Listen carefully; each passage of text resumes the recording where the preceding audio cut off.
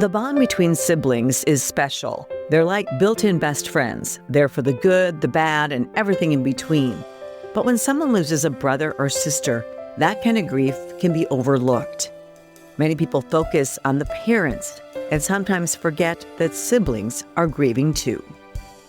And honestly, I think I would push back a little bit on the grieving when I was younger, because at the time I just didn't realize that I was losing a relationship there, On this episode of Grieving Out Loud, we continue our series on sibling loss by sitting down with Will Robs. Robs not only lost his oldest brother to fentanyl poisoning, but he grew up watching his brother deal with a difficult battle against substance use disorder. I think sometimes people think that there's not an added difficulty to deal with an overdose death because they blame the addict for dying, but it's harder. It is. It's harder than, say, a health-related death in a family. I'm your host, Angela Kennecke. Today, we're diving into part 2 of our series on sibling loss. If you missed part 1, we've added a link to it in the show notes. The first episode was really personal for me. I'm so proud of my kids. I sat down with Emily's brother and sister to talk about how they coped with her loss. I think the first couple of years, it was a lot more of frustration, and it was just me being kind of mad at whether it be the world or like God or people involved with like in Emily's life who helped contribute to her addiction. And also the grief was a lot more occurrent. It would happen like at least like once a week. I would think about it and kind of fall into that like emotional trap. But now I think pretty much all of the frustration is gone and the confusion is kind of gone. I fully understand now kind of what happened. But for me, it's now just trying to make her proud and just trying to live on her legacy and just be the best man I can be. Again, you can find the link to that episode in the show notes. But now let's turn to today's conversation. It's a powerful, enlightening, and emotional one you won't want to miss.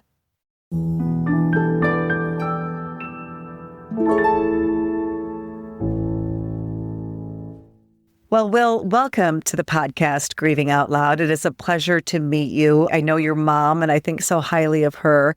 And I'm so sorry about the loss that your family experienced. Thank you. I appreciate it. It's an honor to be here. I'm excited. Yeah. So, Will, let's talk a little bit about the loss of your brother, Justin.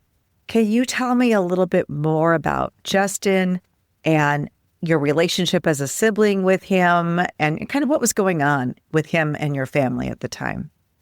Yeah, so we grew up in a small town in southwestern Minnesota, Pipestone. It's about 4,000 people. Small enough we don't even have a Walmart. So I think that that's pretty unique to our situation. Justin was a star athlete in high school. He was really, really good at math and just overall a very kind and compassionate individual. He was really, really good in football. That was kind of his thing. But he also did baseball and basketball as well in high school. The high school gym in Pipestone still proudly displays Justin's remarkable records both for pitching in baseball and receiving in football. But behind those achievements, Justin was beginning to struggle with substance use disorder in high school. There was good moments, it was very off and on. There'd be times where he wouldn't use any drugs for months, and then there'd be times where it was really bad for weeks. Yeah. Tell me, Will, what's your difference in age? Yeah, about 6 years. So Justin is a pretty big amount older than me. Yeah. And so you're just a little kid, really, when he's dealing with these substance use issues. And a lot of times, like with my daughter, it started in high school. And with a lot of kids, it does, before the brain is fully developed. But it's so hard. I would imagine if you were in elementary school and then middle school, that it was really hard for you to wrap your head around what was going on. Yes, it was. I oftentimes felt a little bit out of touch with what was going on with Justin. And I've talked about this a little bit with my mom too, but it was probably for the best at the time, so I could focus on myself. But that's been something that I've had to think about and work through as Justin died, is not fully understanding and being in the loop about his addiction, what was going on with him. Well, I know my younger kids could be pretty angry with their older sister for the disruption that she was causing in the home and the pain that she was causing me.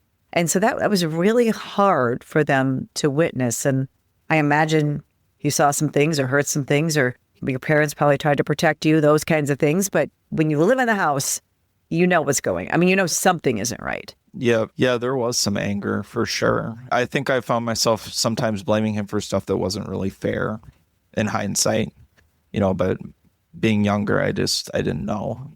Right. Well, I'm sure you understand addiction now. I'm sure you understand what substances do to the brain now.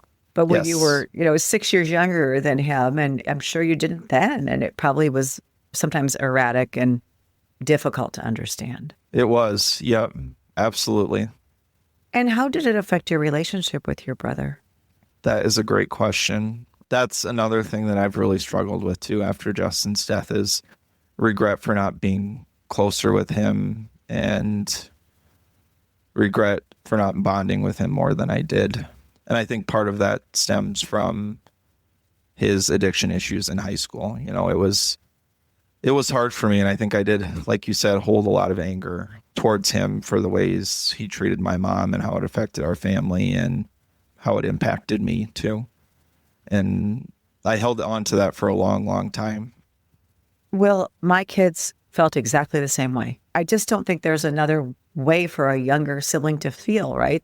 After the sibling, the older brother or sister dies, then you end up with some guilt even, but you shouldn't because you were just a little kid, and you couldn't understand it. And I'm sure you loved your brother, but that kind of behavior, it drives younger siblings away, I think. And that's sad. It's just sad. It's just a sad situation. It's nobody's fault. Mm-hmm. Yeah, that's very true. On top of the pain of watching his brother struggle with substance use disorder and feeling like their relationship wasn't as close as he wished, Will was then faced with an even heavier heartbreak. In November of 2022, Justin died from fentanyl poisoning at just 25 years old. Will was only 19. So, you grieve at that age, you grieve for what was lost, and now you grieve as you mature, too. Yeah. Yeah, it never goes away. And honestly, I think I would push back a little bit on the grieving when I was younger because at the time I just didn't realize that I was losing a relationship there, Sure. And I think this is also interesting with siblings. Did you go the opposite way of your brother? Were you the good kid who never got into trouble? I mean, my kids kind of did some of that, that they were not going to do what their older sister did, which I guess was a good thing. Were you that kid? My brother too we had some issues with him too. He had some behavioral issues when he was younger too, my middle brother. So there's a brother in between you and Justin. Yes. Yeah. Yep. Okay. And so we had some behavioral issues too with him when I was growing up. And that was just another reason besides Justin too, for me to just kind of be the golden child and the good kid because I didn't want to make any problems. I always felt like my parents were dealing with enough with those two. Yeah. And so I was just kind of the one who was quiet and sat back, and I didn't always give an opinion maybe when I should have because I didn't want to start something.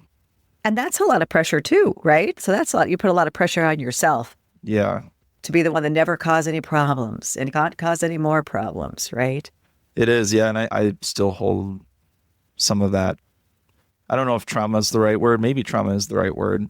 That I have a deep fear of disappointing my parents, and that stems from some of that stuff that I dealt with growing up. Yeah, and I don't think most people, unless they hear from siblings like my kids or like you, they don't understand sort of the ripple effect of just one person in the family suffering from substance use disorder, one person dying in this very traumatic and horrible way, right, that shouldn't have happened. They don't understand how it has so much impact and a ripple effect among siblings and other family members and friends. And I just don't think people think about that. No, I 100% agree. I don't think they do. I think sometimes people think that there's not an added difficulty to deal with an overdose death because they blame the addict for dying, but it's harder. It is. It's harder than say, a health-related death in a family. Right. And the stigma and the shame. Did you ever, I mean, you talked about living in this small community. Did you ever feel stigmatized or ashamed, or did you not want to talk? You heard people maybe saying something about your brother or whatever it is, especially after his death. Did you ever feel that? Yeah, especially initially, there was a lot of rumors going around that Justin had committed suicide and it was intentional, but it wasn't. And I felt a lot of that early on. And what I kind of ended up thinking about that is, if they don't know the details of the situation and they don't know my brother, then who really cares? At the end of the day, they didn't know him. They didn't love him. He didn't mean anything to them. So if they want to think that's the way he died, they can go ahead and think that. It truly doesn't have an impact, or it shouldn't have an impact. Right. That's a very mature way to look at it, I think. But it maybe took a little while to get there. Yes. And you're not shying away from talking about it, which I really appreciate you talking to me. Why do you think that is? Why do you think you're willing to talk about it? Not everybody is, especially younger people. You said you're only 21. And so why are you willing to talk about it? Gosh, that's a good question. I'm honestly not sure. I would say I owe that to my parents. They've always been very open and strong communicators. They're both educators too. So yeah, I grew up in a family where communication was easier and it was not feared at all or avoided. Yeah, well, that's great. And I'm so proud of you. And I'm glad you are talking about it, because I think the more we talk about it, the more we reduce stigma and help people understand addiction, substance use disorder as a disease of the brain. And also that our loved ones didn't choose to die in this way. They had an issue of substance use disorder, which they had little control over their use, but they certainly didn't intend to die from fentanyl. Yep, absolutely. That's so true. As one of the nation's strongest financial organizations, First Premier Bank and Premier Bank Card have the strength to do good. We support nearly 700 organizations and nonprofits. Our employees give more than 30,000 volunteer hours annually. And we are continually seeking ways to make South Dakota an even better place to live. It's the Premier way. First Premier Bank and Premier Bank Card. Will has not only chosen to speak publicly about his brother's death to bring awareness to substance use disorder and the dangers of fentanyl, but he's also taking action, working with lawmakers to make sure others don't suffer a similar loss. Shortly after Justin died, my junior year of college, I was working in the Student Senate at Minnesota State University Moorhead, and was kind of inspired because I was in a position to be able to meet with state legislators and be involved in politics. And I was inspired by Justin's death to want to do something. It wasn't initially after Justin's death. It took me quite a while to kind of just even process what was going on. But then I think it was 3 or 4 months later, another young man in Pipestone's community, Cody Anger, passed away from fentanyl poisoning. And that was kind of my moment of realization. And pardon my French, but it was an oh shit moment for me, really. And I don't know how else to really describe that besides that way. But like I said, Pipestone is a very small community. We don't have a Walmart, and 2 young people with so much potential to do good things in the world passed away within that amount of time, like not even in a half year. And that was my moment where I'm like, I need to do something, because this is not a problem just in bigger cities. This is not a problem that's exclusive to people that make questionable choices. This is a universal problem that this country's facing, and I wanted to do something about it. As a student senator at his university, Will took part in a higher education lobby day at the Minnesota State Capitol. He also scheduled time to meet with his Pipestone area state senators. Before I met with them, I just looked up, like, what has the state of Minnesota done about Narcan, and what have they done to solve the opioid overdose crisis that this country is facing. And what they have done at that current moment was they had passed a bill to have, I think it's police officers carry it, prisons have to have it, and then K through 12 schools.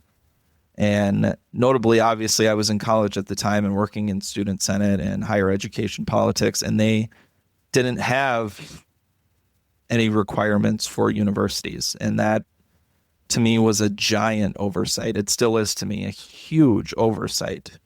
College-aged kids are so vulnerable to opioid use. Right. We know there are parties, drinking parties, there are pills being passed around, a lot of weed being smoked, and we don't always know where that came from. And an illicit weed can be laced with fentanyl.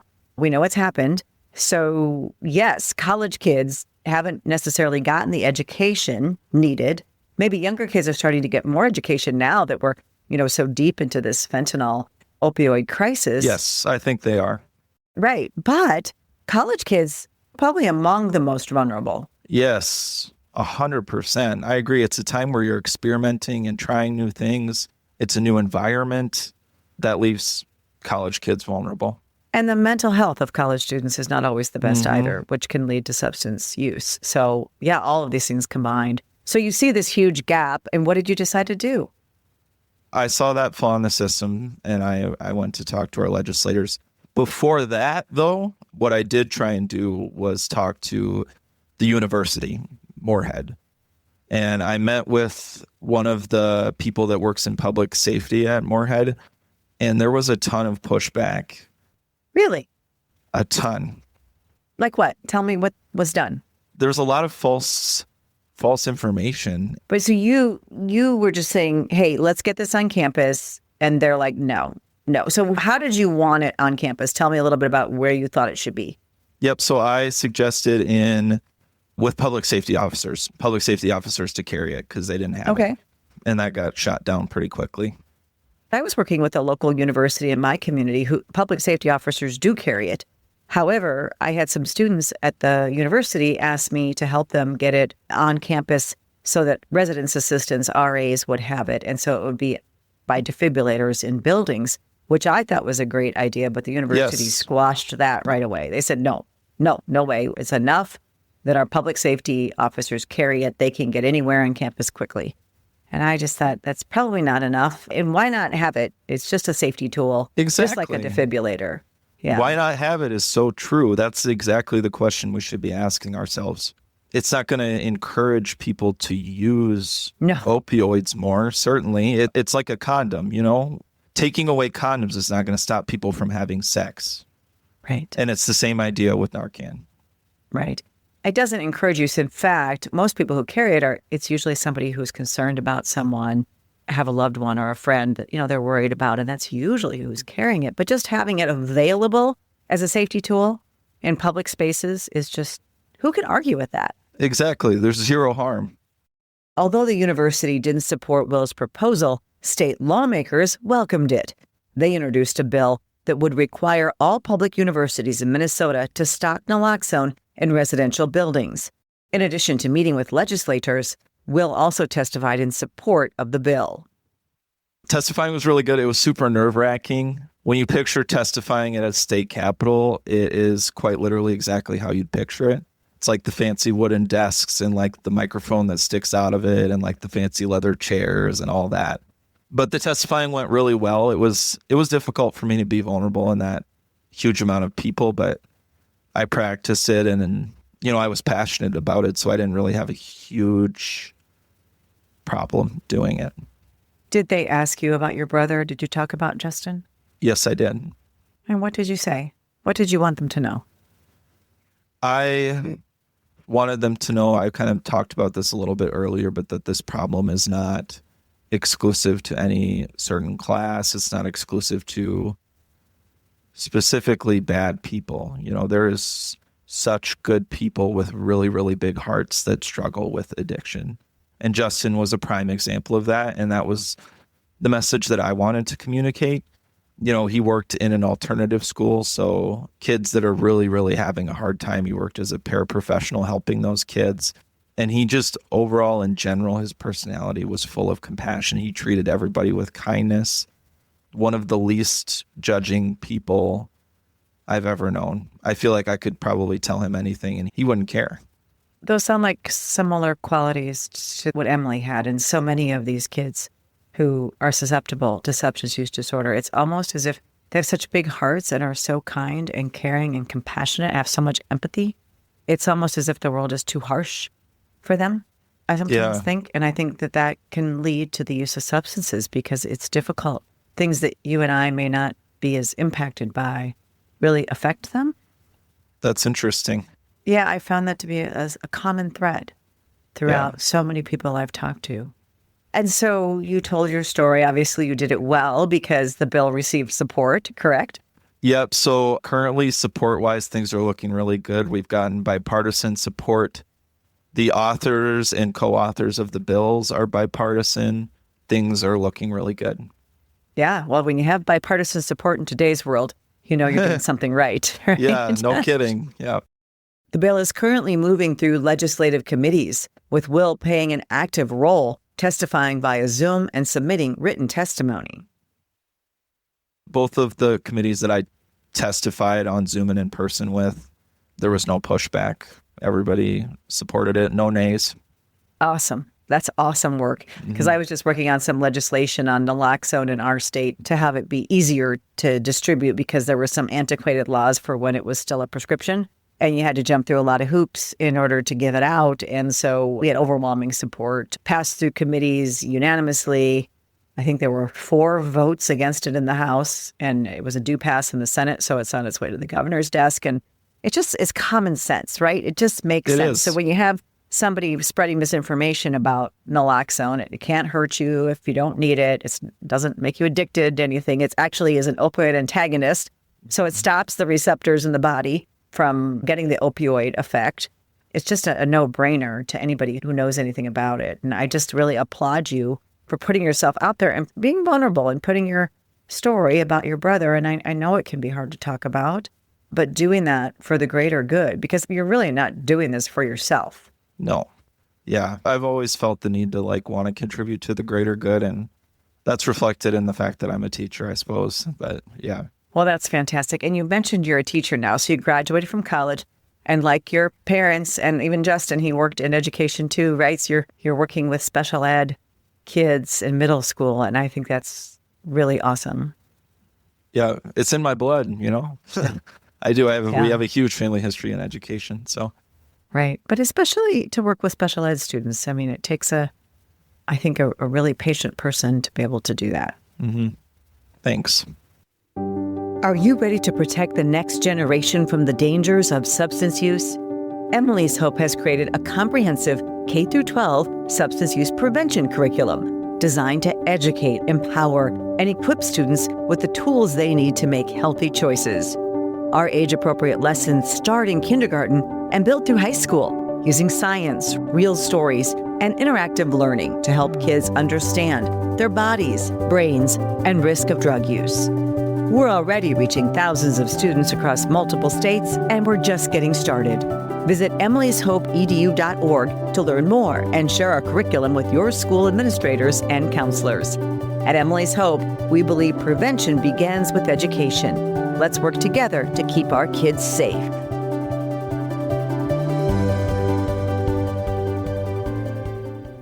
Well, thank you for all you're doing and everything you're doing to try to save other people's lives. Does it help you with your grief? Has this effort, this whole process, everything you've gone through, has it helped? That is a great question. I would say absolutely unequivocally it has helped me kind of deal with my grief and cope with it and manage it. Obviously, it's never going to go away. Grief is something that lasts forever, but it's definitely helped. A thought that constantly pops up into my head is Justin would be very proud of the work I'm doing. And and that makes me feel better. Yeah, well, don't be sorry. I think it's a beautiful sentiment. And I know that Justin would be very proud of the work that you're doing in his name, in Cody's name, and in so many other people across the region and the state of Minnesota who've lost their lives to this. And it could have been avoided, Yes. It could have been avoided. were it not for fentanyl and were it not made perhaps for the lack of access to naloxone. We just have to make this tool available to everybody.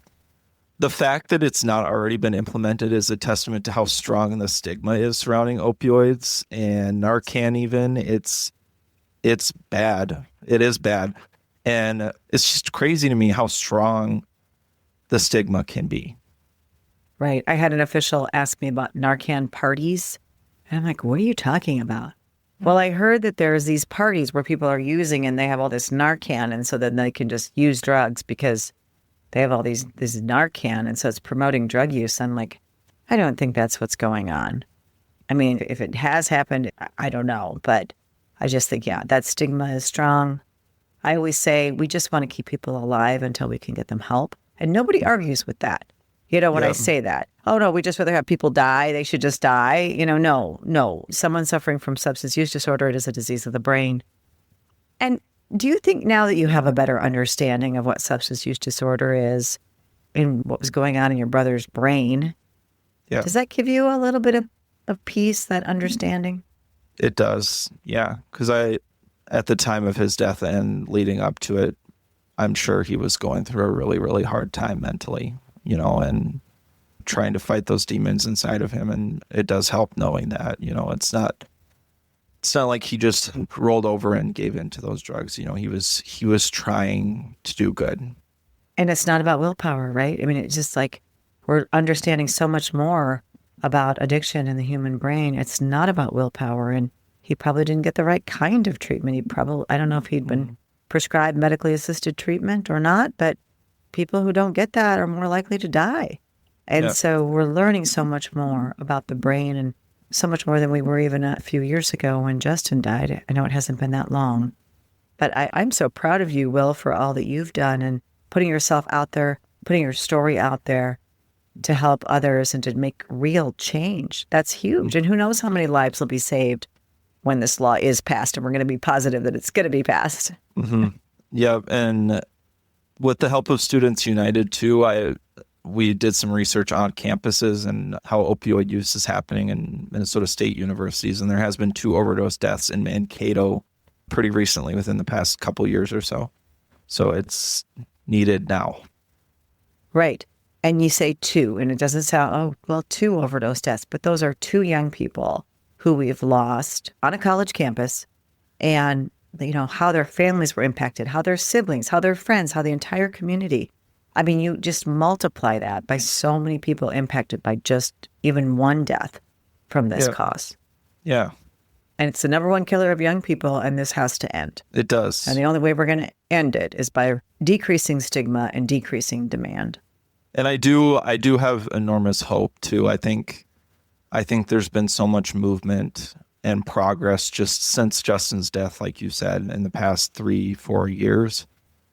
I've seen huge movements. There's a statistic that said that overdose deaths decreased by, I think, 8% from 23 to 24. And maybe in the state of Minnesota, and nationwide in 2024, they went down 24%, although the state I live in is one of 5 states where they went up. So it's not universal, but we are making some progress. And I say that the numbers actually went down in part because of easier access to naloxone. 100%. 100%. Yep. Right. And then the next step we have to do after we get every state and everywhere saturated with naloxone is we've got to have better treatment options for people and easier access to treatment and all of these things, because you can keep people alive, but then you've got to get them the correct help that they need. Mm-hmm. That's right. Yeah, and I think that's the next step for sure. Well, I can't wait to see what you take on next, because I know there will be something after this, right? Have you got the bug now to make more changes? I do. Yeah, I do want to make more changes. Who knows? Maybe I'll get a little bit involved with education too and lobbying with that. Yeah, I bet you will. I have no doubt. Well, thank you, Will. Thank you for taking the time to talk to me, and thank you for everything you've done in this work. It's incredible. Thanks so much. And I want to say thank you too for doing the work you're doing. We are part of the reason that things are getting better, and I think they will continue to get better. Yeah, it's kind of sad in a way that it takes such grassroots movements and families doing so much, and that's where it has to come from. Mm-hmm. But that's the reality, and we're all going to work together to make this world a safer, better place. That's right. Absolutely. And you can join in on the mission too. Head over to emily'shope.charity for ways to get involved. We've posted a link in the show notes of this episode. Thank you for listening. And do us a favor. If you're listening on Apple Podcasts, please go to our show and rate and review it. Give us 5 stars. It really does help increase our reach of this podcast. Be sure to join us next week for a new episode of Grieving Out Loud. Until then, wishing you faith, hope, and courage. This podcast is produced by Casey Wannenberg King and Marley Miller.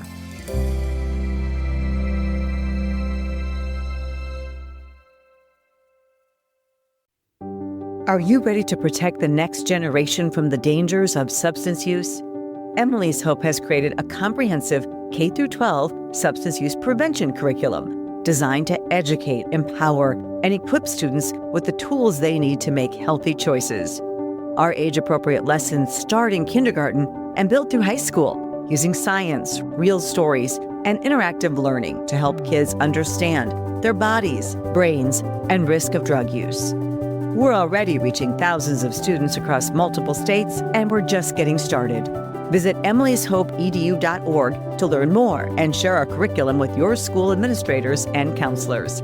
At Emily's Hope, we believe prevention begins with education. Let's work together to keep our kids safe.